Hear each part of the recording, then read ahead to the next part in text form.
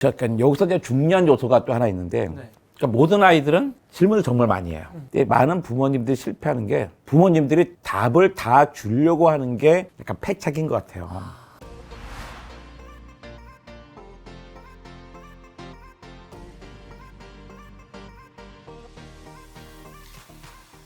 안녕하세요. 조작가의 스몰빅 토크 코너입니다. 전문가를 모시고 인터뷰해보는 시간인데요. 오늘의 인터뷰인은 사람들에게 과학을 쉽고 재미있게 전달하는 우리나라의 대표 과학 커뮤니케이터이자 털보 관장님으로 유명하신 이정모 관장님입니다. 시청자분들께 인사 부탁드릴게요. 네, 저는 국립과천과학관의 관장 이정모입니다. 여러분을 이렇게 만나게 돼서 반갑습니다.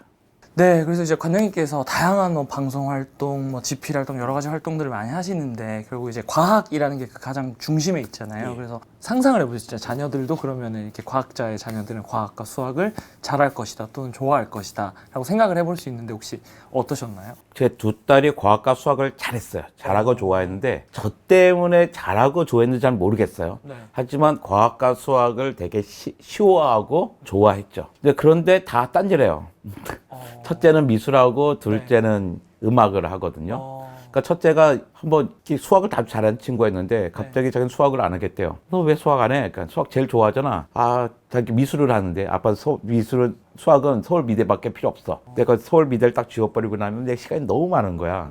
난 지금 오늘 행복하고 싶어. 그걸 포기하면? 네, 그런 거예요. 가지고 뭐 나중 생각을 좀 하지 그래. 그랬더니 걔가 뭐라 하냐면 아빠가 옛날에 그랬대요. 그 내일의 행복을 위해서 오늘의 행복을 포기하지 말라고. 내가 말했던 기억은 나지만 약간 맥락은 많이 다르긴 하거든요. 좀 그랬고 둘째도 잘했는데 걔는 이제 대중음악 그걸 해요.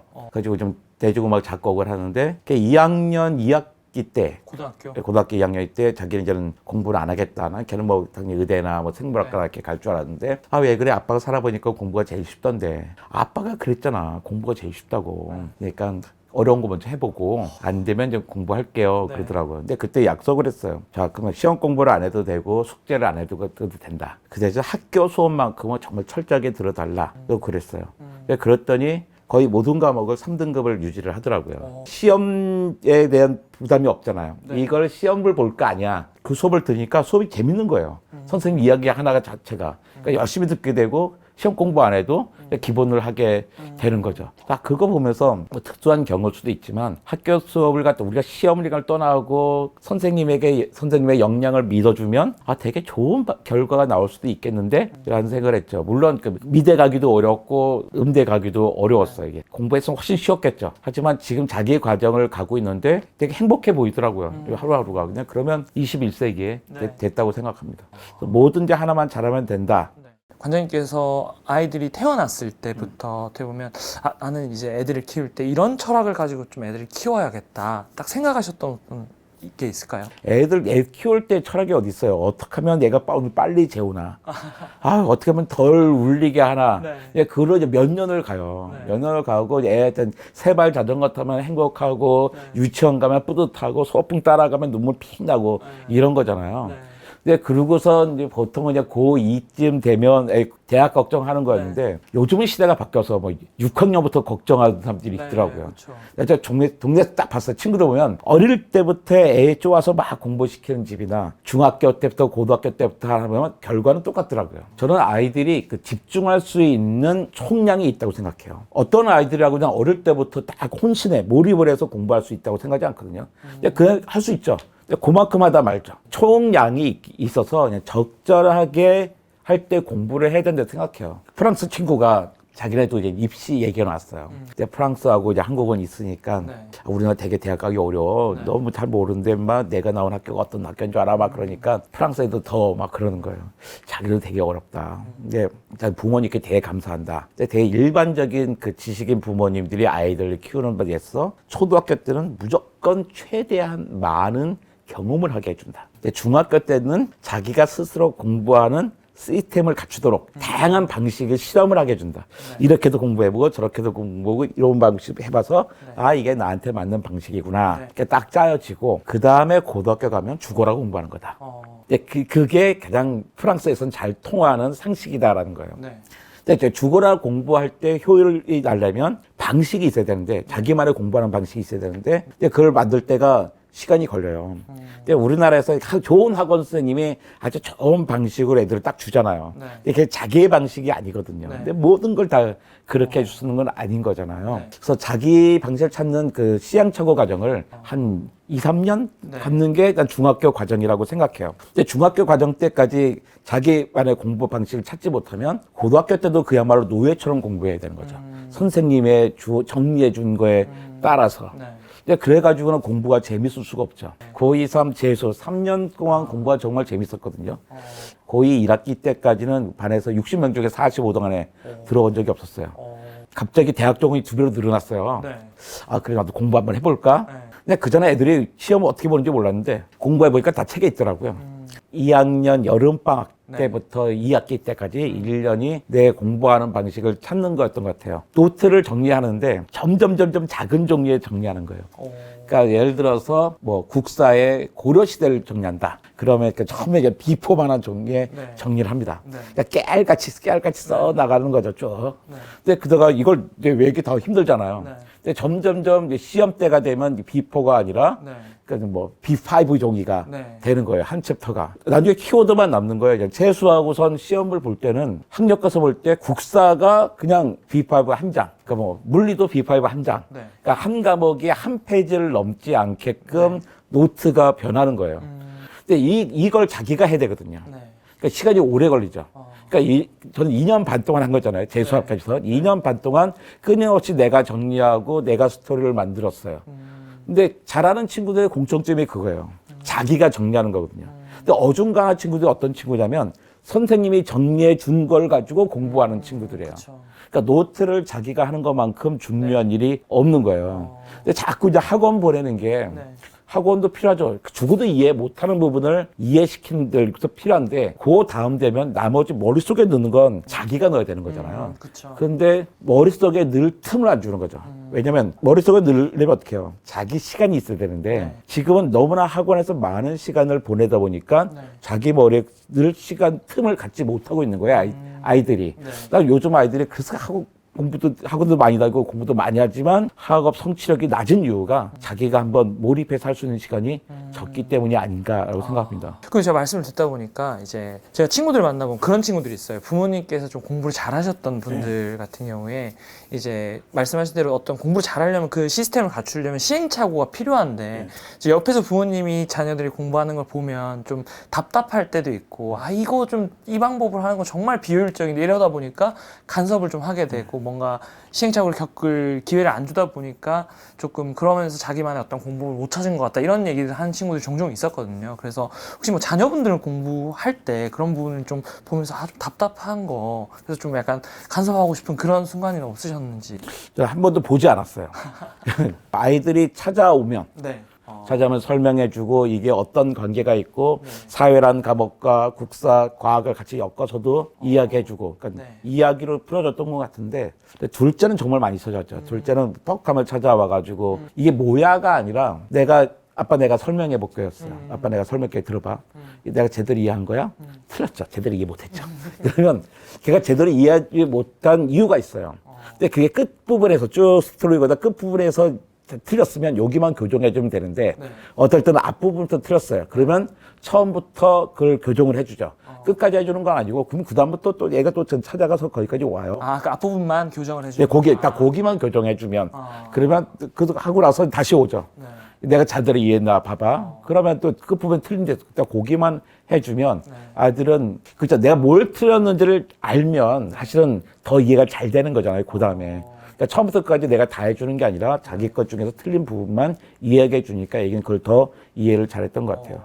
그럼 제가 이제 말씀드리면서 자녀분들이 어릴 때 수학과학을 되게 좋아했고 잘했다고 하셨잖아요. 그래서 좀 수학과학에 있어서 어릴 때 어찌됐건 좀 어떤 부분에 좀 신경을 써서 좀 교육을 하거나 또는 뭐 경험을 시켜주거나 이런 것들을 좀 해주신 게 있으신지. 특별하게 뭐 수학과 과학 때문이라고 이야기한 것도 아니었던 것 같고, 그러니까 뭐 큰애가 이제 미술 이야기 하잖아요. 그러니까 그림 얘기하면 전 자연스럽게 소실점, 원근법 이런 얘기하면서 이제 비례 네. 정도는 이야기했던 것 같아요. 그때 저는 제가 이제 보여줬던 책이 노성두 선생님 책이 있었어요. 그러니까 예술 평론가, 네.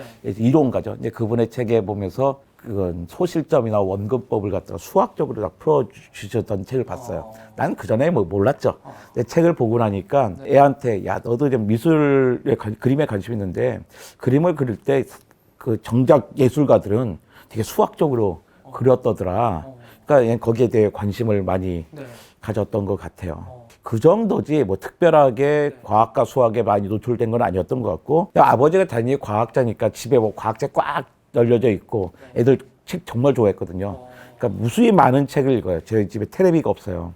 그러니까 텔레비전이 없으니까 자연스럽게 책을 읽는데 그것도 애들은 뭐 그림책부터 시작하잖아요. 근데 읽다 보면 다른 책들도 보게 되는데 저희 집에는 제가 이제 뭐 책을 쓰기도 하다 보니까 성인용 과학책, 교과뿐만 아니라 아동용 과학책들도 있죠. 내가 첨가하려고 산 책, 아이들 아주 뭐 그림 과학책도 있으면서 그러니까 자연스럽게 접하게 됐죠. 이제 학교에 있는 그 책 중에는 아이들 저학년 때는 보통 그림책이라든지 동화책 정도였고 상대적으로 어릴 때부터 수학책, 과학책은 좀 확실히 많이 봤던 것 같아요. 그럼 보통 그렇게 책을 어릴 때 막 다 모든 애들이 많이 보는 게 아니잖아요. 사실 집에 있다고 해서. 그럼 어떻게 이렇게 책을 많이 보게 됐을까요? 또 뭐 어떤 영향이 있었을까요? 그러니까 집에서 할 수 있는 게 그거밖에 없었죠. 그러니까 엄마 책 보고 있어, 아빠 책 보고 있어, 집에 텔레비전은 없어. 나가서 놀라고 그랬는데 친구들 다 학원 가 있고 저기 놀이터 가면 또 꼬마애들밖에 없고 들어오면 책 보는데 책은 기본적으로 재밌으니까 그러니까 재밌는 책들 있고 또 그 당시 또 학교 선생님들이 뭐 책 읽고 오면 막 스티커 붙여주고 막 그랬어요. 자기가 압도적으로 스티커 많으니까 이게 뿌듯한 거예요. 그럼 제가 이렇게 말씀을 좀 정리를 해보면 결국 세 가지가 그런 독서나 이런 어릴 때 학습에 영향을 미친 것 같은데 결국 집에 부모님이 독서하는 모습 그리고 집에 이제 여러 가지 읽을 수 있는 책들이 많았던 것 그리고 또 어떻게 보면 심심하게 만든 거잖아요. TV도 없고 뭐 놀 것도 없고 거기에 덧붙여서 이제 아버지 또는 부모님께서 이제 뭐 어떤 관심 있는 소재가 있을 때 그걸 조금 더 재미있고 더 호기심을 확장할 수 있게 뭔가 설명해주고 말해줬던 것 이렇게 볼 수 있겠네요. 그러니까 여기서 이제 중요한 요소가 또 하나 있는데 애들이 물어보잖아요. 아이들 모든 아이들이 물어봐요. 근데 많은 부모님들이 실패하는 게 그러니까 모든 아이들은 질문을 정말 많이 해요. 근데 아이들이 질문이 3개쯤 되면 엄마 아빠들이 힘들어져요. 대답하기 너무 어려워지고 약간 짜증을 내다가 4개쯤 되면 화가 나면서 약간 아빠 바빠 뭐 이런 식으로 되잖아요. 그러니까 부모님들이 답을 다 주려고 하는 게 약간 패착인 것 같아요. 그러니까 아이들은 그 새로운 질문을 자기 마음속에 품고 있어야 되거든요. 어떤 아이들은 무조건 물어봐요. 아빠 이건 뭐야 물어보는데 아 쟤는 호기심이 참 많은 애구나. 근데 저는 호기심이 많은 애가 아니라 참을성이 없는 애라고 생각하거든요. 생각하기 싫고. 그러니까 좀 더 생각해야죠. 자기가 좀 고민할 필요도 있는데 그러니까 엄마 아빠가 한두 번 이야기해줬어. 그 다음에 문제는 자기가 문제를 좀 품고 있어야죠. 품고서 한참 있다가 더 고민해보고 물어봐야 되는데 엄마 아빠가 거기에서 신나서 막 이야기해 줘버려서 그건 나 답을 줬다. 아빠가 답을 줬어. 엄마가 답을 줬어. 아빠 멋있지? 이렇게 돼버리면 안 되는 거죠. 그 서울시립과학관을 제가 만들었어요. 만들 때 우리 모토가 그랬어요. 과학관이 호기심을 해결해 가는 곳으로 만들지 말자. 과학관은 호기심을 해결하는 것이 아니라 새로운 질문을 얻어가는 곳이다. 과학관에 왔으면 새로운 질문을 받아가야 된다. 아, 질문이 생겼어. 그때부터 막 검색하지 말고 조금만 생각해보자. 하루 이틀 묵혀보자. 메모하고서. 그래서 이제 그 책들의 장점이 그거거든요. 많은 책들이 제일 안 좋은 책이 이건 뭐예요? 하늘이 왜 파랄까요? 다 답 주고 이런 거 말고 답이 좀 뒤에 있다든지 그래서 그걸 생각할 수 있는 단초들을 주는 책들이 사실은 좋은 책들인 거죠.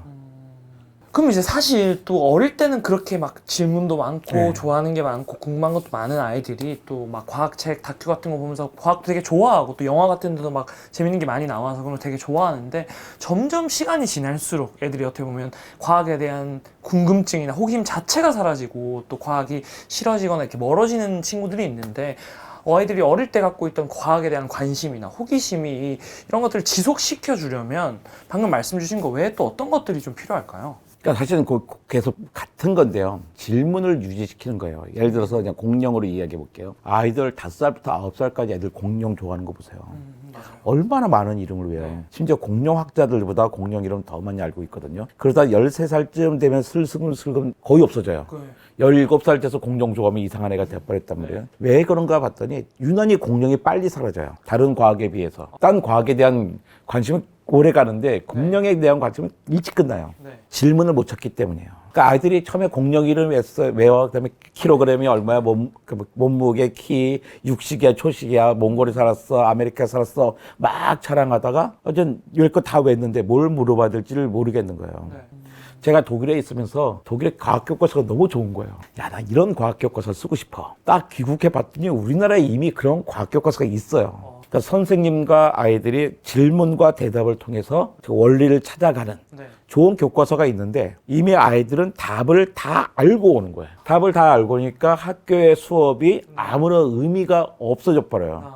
근데 정작 가장 뛰어난 선생님도 다 어디냐면 학교에 있단 말이에요. 근데 이 선생님들의 역할이 없어져 버린 거죠. 그러니까 교육의 목적이 사실은 뭐 답을 찾는 거 이전에 질문을 찾는 게 되게 중요한데 그렇죠. 어떻게 보면 너무 우리가 속도에 매몰되다 보니까 답에만 집중하는 어떤 교육이 이루어지고 있다고 볼 수 있겠네요. 뭔가 공부를 잘한다고 소문난 학교들 가보면 특징이 강의 시간을 짧게 해달라는 거예요. 2시간 강의면 한 30분에서 1시간 정도만 강의해주고 나머지는 질문을 하게 해달라. 그러니까 질문의 폭을 좁히기 위해서 한 30-40분 정도의 강연이 필요한 거고 나머지는 그 친구들의 질문이에요. 그러니까 우리가 아는 공부 잘하는 친구들, 공부 잘해서 결국에 좋은 대학 가려는 친구도 어떤 친구냐면 질문을 하는 훈련을 한 친구죠. 중고등학교 때 할 수 있었으면 학교 수업을 자기가 주도할 수 있죠. 그 수업에 질문을 하면 그 다음에는 선생님 당연히 질문한 학생에 맞춰서 강의를 하게 되고 나를 쳐다보고 나한테 강의를 하고 있는데 내가 공부가 잘 안 될 수가 없는 거잖아요. 그러니까 우리가 공부라는 것은 이제 질문 주도권을 갖는 걸 연습을 하는 거고 독서를 하는 것도 왜 독서를 하는 거냐? 내가 어떤 질문을 찾아내기 위해서 내가 정보를 얻기 위해서가 아니라 질문을 찾아내기 위해서 책을 읽는 거죠. 그러니까 정말 많은 부모님들이 관심 가지는 그 공부, 성적, 입시도 사실은 질문 찾는 힘이 갖춰졌을 때 진짜 좋은 성과가 날 수 있는 거라고 볼 수 있을 것 같아요.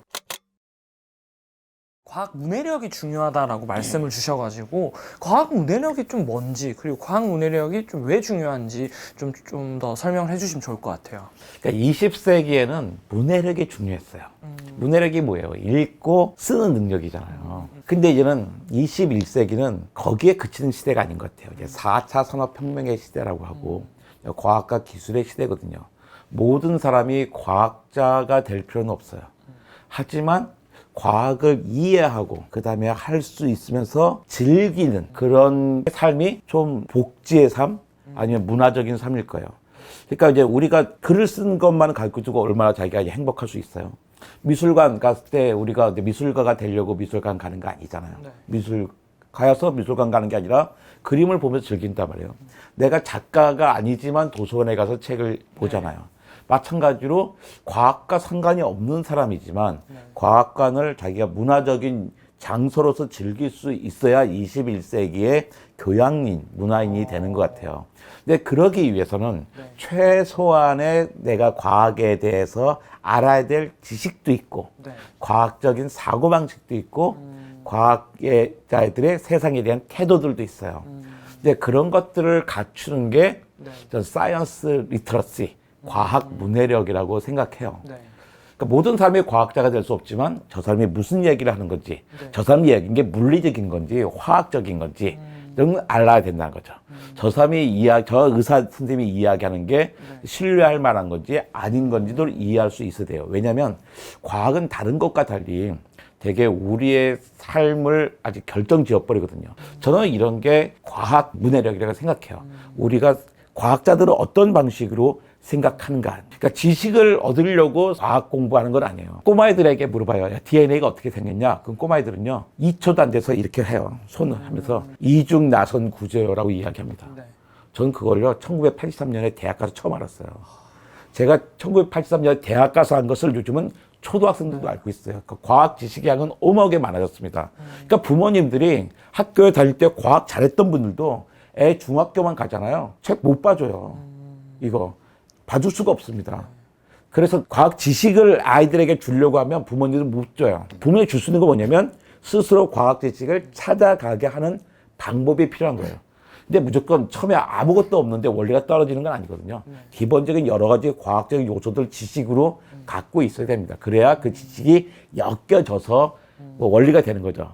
부승리 창의력 얘기 많이 하잖아. 창의력, 암기력 안 중요하고, 암기 별로 나빠. 창의력이 중요하지. 정말 궁금해. 창의력이 하늘로 뚝 떨어진 거 아니잖아요. 세상에 해 아래 새로운 게 없습니다. 다 있는 거예요. 있는 것들을 다른 방식으로 보는 거예요. 이렇게 보고 저렇게 봐서 새롭게 조합하고 다르게 편집해서 보는 게 창의력인 거죠. 근데 아무것도 없으면 창의력은 뭐 안 생겨요. 생각해보세요. 구구단 이해될까요? 암기해될까요? 암기해야죠. 구구단 이해하셨어요? 이해는 사, 이사문제 무조건 암기해야 되는 겁니다. 구구단과 기본적인 것들이 있어요. 그것만 암기하고 나면 나머지들은 스스로 얻어 나가야 되거든요. 이해를 하고 기억을 해야 되는 거죠, 사실은. 그렇죠. 왜 이해를 해야 되냐면 암기하기 위해서요. 맞아요. 머릿속에 넣어야 되거든요. 근데 이해가 중요해요. 왜? 암기하기 위해서. 근데 이해 없이 암기만 할 수밖에 없는 것도 되게 많이 있다. 그게 초등학교 과정들에는 특히 그런 게 있다. 그래서 그런 것들 다 배관시할 필요는 없다고 생각합니다. 맞아요. 저도 이제 영상을 한번 찍었던 적이 있는데 결국 암기와 암기 위주의 교육 이건 사실 구분을 해야 되는 거거든요. 맞습니다. 암기 위주의 교육이 나쁘다고 해서 암기가 나쁜 게 아니거든요. 어떤 거냐면 권위주의가 나쁜 거지 권위가 나쁜 게 아니잖아요. 근데 그런 거예요. 약간 우리가 지식들은 가져야 되고 지식들은 서로 엮어줘야 되고 근데 지식들을 엮어주는 거는 본인이 했다. 자기가 해야 되는데 그것은 그 독서의 힘에서 나온다고 생각합니다. 네. 그러면 이제 관장님께서 뭐 아동용 책, 교과서 이런 것들에 굉장히 많이 관심을 가지셨고 실제로도 그 전에 뭐 아동용 책도 쓰셨다고 제가 들었는데 뭐 좀 아무래도 뭐 성인 책도 쓰고 아동 책 쓰시지만 이게 아무래도 좀 차이가 있을 것 같아요. 그래서 애들 책 쓰실 때 조금 뭐 대부분 과학책이었겠죠. 그러면 뭐 이 책을 쓸 때 좀 원칙이나 어떤 철학, 뭐 어떤 유의하시는 거 뭐 이런 게 있을까요? 그러니까 책을 쓸 때 제일 중요한 재미라고 생각해요. 문학이 아닌 책에서는 이유가 있어야 돼도 내가 그 책을 왜 읽어야 되지? 이런 거죠. 뭔가 이제 질문을 딱 던져준 책들이 재밌더라고요. 그래서 전 좋은 책이라는 거는 질문을 던져주는 책이에요. 더 좋은 책은 질문 던지는 걸 훈련시키는 책인 것 같아요. 결국 말씀하신 대로 정말 저도 공감하는 게 좋은 질문이 좋은 답을 부르는 거고 그러면 이제 그 아이들 책 쓰실 때 그런 좋은 질문을 뭐 훈련시키는 것 또는 좋은 질문을 좀 가지게 하는 것 이런 거에 염두를 두고 좀 구체적으로 어떤 방법들을 좀 주로 아이들 책에서 쓰시는지. 아이들이 이제 거기에 주인공의 누군가가 그냥 동화되잖아요. 네. 그러니까 내가 제3자적으로 읽지도 않잖아요. 이렇게. 네, 그쵸. 거기에서 내가 보통 자기 주인공이 되는 거죠. 네. 선생님이 되든지 네. 학생이든지 친구가 되든지. 네. 근데 그들이 대화를 하는데 이게 그러니까 처음에는 아이들은 뭐 선생님이 질문하고 자기가 대답하는 것좀 보여요. 좀 있다 보면 질문한 사람이 주인공이네. 가 되는 거예요. 네. 그럼 자기가 슬그머니 이 입을 질문하는 사람은 넘어가죠. 소리 내서 읽는 거 되게 중요하다고 생각하거든요, 아이들은요. 이제 그 억양 가지고 질문을 하면서 네. 하다 보면 이 책에 나오기도 전에 자기 다른 질문을 갖게 돼요, 아이들이. 그 질문을 해보고 나중에 내가 궁금했는 게 거기서 정말로 물어보네. 네. 야, 이거 좋은 질문이었어. 자신감 갖는 거죠. 그러니까 전 질문이 좀 많이 나온 책이 좀 좋은 책이라 생각해요. 물음표 많이 나온 책. 그래서 길게 나오지 말고 물음표가 한 페이지에 여러 개 나오는 책이 좋은 책이라고 생각합니다. 그러면 이제 실제로 이번에 그런 맥락에서 아동용 책을 또 국립과천과학관 선생님들께서 집필을 하셨다고 들었어요. 이제 여기 있는 그 사이다라는 책인데 지금 이 책은 어떤 책이고 말씀하신 것처럼 좀 어떤 질문들을 담아내려고 노력한 책인지가 좀 알고 싶어요. 그저 책을 두 가지 트랙이 있어요. 하나는 그 문화와 연결된 트랙이 있고 하나는 개념이에요. 그러니까 여기서 보면 이게 뭐 바다 탐험과 인어공주. 네. 그다음에 이거는 태양계와 어린 왕자예요. 자, 인어공주 아이들이 다 아는 이야기예요. 어린 왕자도 아는 이야기예요. 그러니까 스토리는 쭉 알고 흘러가요. 그러니까 여기서 이제 문학적인 요소들은 아이들은 기본적으로 깔고 가는 거예요. 근데 인어공주가 어디 살고 있어요? 바다에 살고 있잖아요. 네. 인어공주가 바다에 탐험을 하다 보니까 여러 가지 해양 지형, 그다음에 해양의 과학들, 플라스틱의 문제, 기후의 문제들을 맞닥뜨리게 되고 또 이제 어린 왕자가 또 지구에서 누구를 또 만나면서 이 태양계 여행을 같이 하면서 그 천문학을 이해하게 되는 책이죠. 그러니까 여기서도 물론 이제 대화들을 해 나가요. 그러면서 풀어나가는 게 또 한 개의 트랙이고 또 하나가 요거는 개념 시리즈라고 하는데 바이러스와 인공지능이에요. 여기 딱 두 사람이 등장해요. 두 인물이 등장해서 끊임없이 물어봅니다. 예. 그래서 나는 어떤 방법으로 인간을 감염시키는 거야? 발이 달린 거야? 날개가 달린 거야? 무슨 질문인지 알겠죠? 내가 인간을 감염시키는 방법에는 여러 가지가 있어.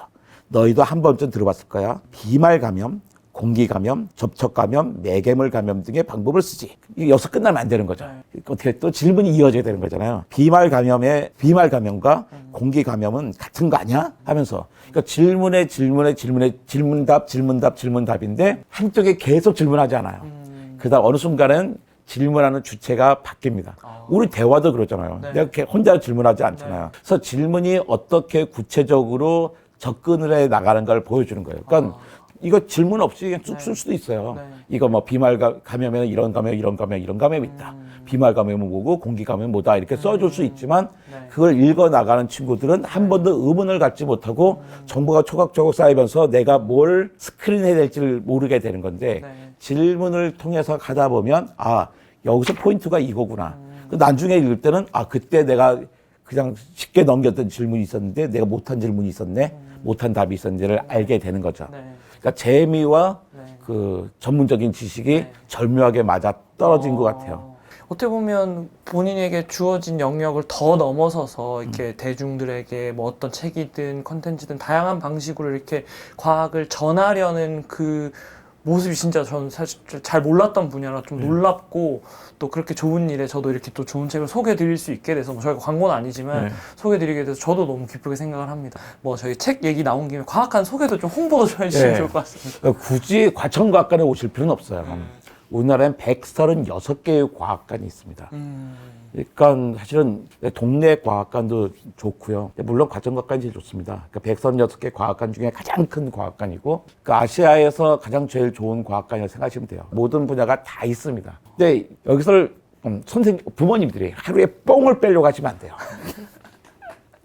그러니까 과학관을 한 2시간 동안 본다는 건 육체적으로 되게 힘든 일이에요. 그러니까 보통 아이들마다 좋아하는 것이 있어요. 어떤 친구는 곤충관 좋아하고 어떤 친구는 공룡 있는 자연사관 좋아하는 친구들이 있고 그러거든요. 그러니까 좋아하는 관 하나하고 맨날 가는 관 하나 있죠. 그것과 다른 전시관 하나? 한 2개 정도를 좀 본다. 내가 와서 모든 걸 다 이해할 수 없습니다. 하지만 질문을 안 나가면 되거든요. 질문을 얻어가게끔만 해주면 좋겠어요. 그리고 저희 과학관은 지하철 4호선의 대공원역 6번 출구로 곧장 이어져요. 성인 4,000원, 청소년 어린이 2,000원에 모시고 있습니다. 네, 너무 디테일한 친절한 이 홍보 너무너무 감사드리고요. 사실 저도 이제 과학관에 저도 어릴 적에 여러 과학관들 경험 이런 게 되게 기억에 많이 남는 것들도 있고 어쨌든 되게 재밌고 궁금하고 막 이렇게 아이들로 하여금 호기심을 유발하잖아요. 근데 특히 이제 시대가 바뀌면서 뭐 제가 어릴 때보다 더 지금 뭐 4차 산업혁명이다, 뭐 사실 스팀 교육이다, 뭐 정말로 과학이나 공학, 뭐 수학에 대한 어떤 이해력 이런 것들이 중요해지고 관심이 더 이제 시간이 지나면서 오히려 더 중요해지는 것 같아요. 그럼 이제 요새 애들이 특히나 뭐 4차 산업혁명, 뭐 어떻게 보면 요새 애들을 AI 세대라고 부르는 분들도 계시더라고요. 그래서 그런 점에서 지금 말씀 주신 사고방식이나 태도 이런 것들이 좀 많이 바뀌어야 될 것 같은데 그런 AI나 이런 것들이 앞으로의 아이들의 삶에 어떤 영향을 좀 미칠 수 있을까요? 우리가 뭐 아이들뿐만이 아니고요. 우리가 살아갈 때도 로봇과 AI는 삶에 대한 지대한 영향을 주겠죠. 그들이 우리를 막 도와주겠죠.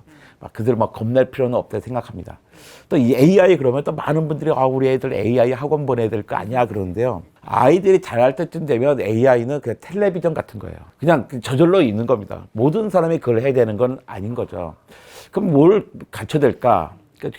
아까 리터러시 얘기했잖아요. 옛날에 한글 읽을 줄 알아야 돼. 영어도 해야 돼. 이제는 과학도 읽고 쓸 줄 알아야 돼. 이게 과학 리터러시라면 이제 21세기의 뭐 초중반 이후로 넘어가면 우리 코딩이라는 부분이 있잖아요. 코딩이라는 언어들은 아이들이 기본적으로 알아야 되는 것 같아요.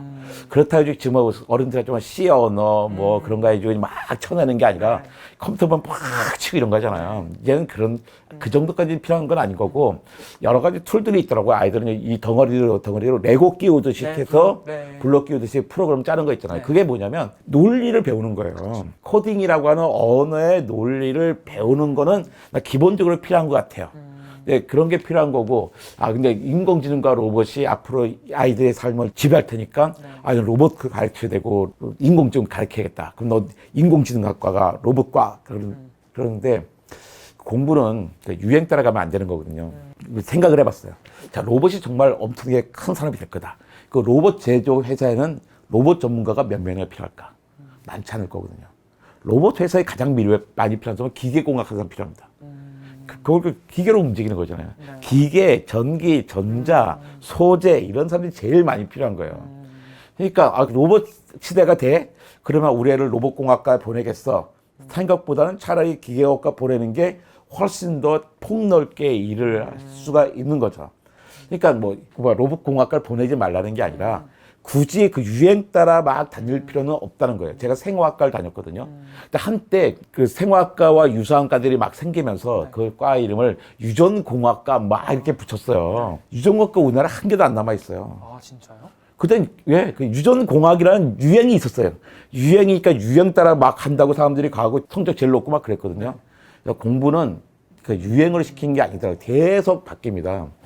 그 네이처지에 이런 기사가 나온 적이 있어요. 지금 초등학생들의 60%는 65%는 지금 없는 직업에 종사하게 됐다는 거예요. 그러니까 없는 직업이 65%인데 우리가 잘 모르는 직업까지 하면 80%잖아요.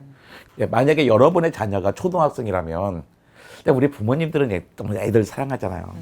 엄마 아빠가 살아보니까 너는 이런 직업을 가지면 좋겠네. 그러니까 이런 전공을 하면 좋겠어 라고 얘기하는데, 그런데 걔가 성인 돼서 뭐 사회에 진출할 때는 그중에 10명 중에 8명은 지금 우리가 모르는 직업에 종사하게 되거든요. 그러니까 부모님들의 그 사랑과 조언이 아이들에게는 별 도움이 안 될 수도 있다. 그 네이처가 주장한 것도 그거였어요. 근데 실제로 제가 83년에 대학을 갔어요. 2003년에 20년 만에 대학 동창들을 쫙 만났어요. 우리가 깜짝 놀란 게 뭐냐면 우리 중에 절반은 우리가 대학 갈 때 우리가 모르던 직업에 종사하고 있는 거예요. 이미 1980년에 대학을 갔던 이공계생도 앞으로는 더 심할 거라는 거죠. 그러니까 아이들에게 길을 딱 좁혀서 주지 마시고 좀 이제 폭 넓게 주면 좋겠어요. 그럼 이제 마지막으로 좀 아이들 수학이나 과학 뭐 이런 이제 많은 관심을 가지고 계시니까 부모님들이 그런 거 관련해서 좀 어떻게 좀 도와주시는 게 좋을지 오늘 얘기해 주신 거 외에 또 혹시 뭐 공유해 주시고 싶은 게 있으시다면. 저렇게 교과 공부에 대해서는 부모님이 좀 관심을 꺼주시면 좋겠다 라는 생각이 들고요.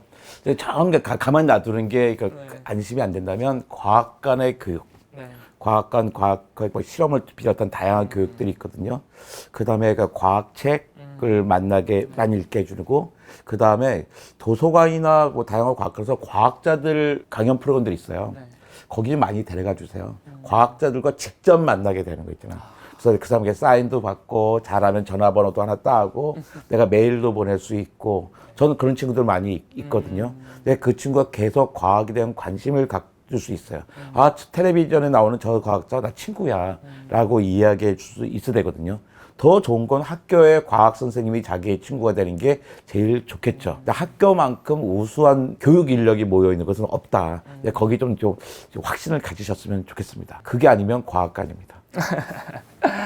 네, 정말 오늘 정말 많은 다양한 얘기들을 해주셨고 또 좋은 책도 소개해주셨고 아이들이 앞으로 살아갈 어떤 미래에 대한 얘기까지 나눠봤는데, 마지막으로 저희 시청자분들께 인사 부탁드리겠습니다.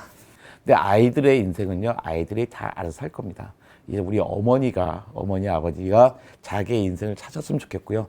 21세기에 자기 인생을 사시려면 어머니, 아버지가 이런 사이언스 리터러시, 과학 문해력을 갖추셔야 될 것 같습니다. 네, 오늘 정말 좋은 얘기 나눠주신 이정모 원장님께 다시 한번 감사드리고요. 저희는 또 다음번에 좋은 컨텐츠로 찾아뵙도록 하겠습니다. 지금까지 스몰 빅 클래스의 조작가 이정모 관장님이었습니다. 감사합니다. 고맙습니다.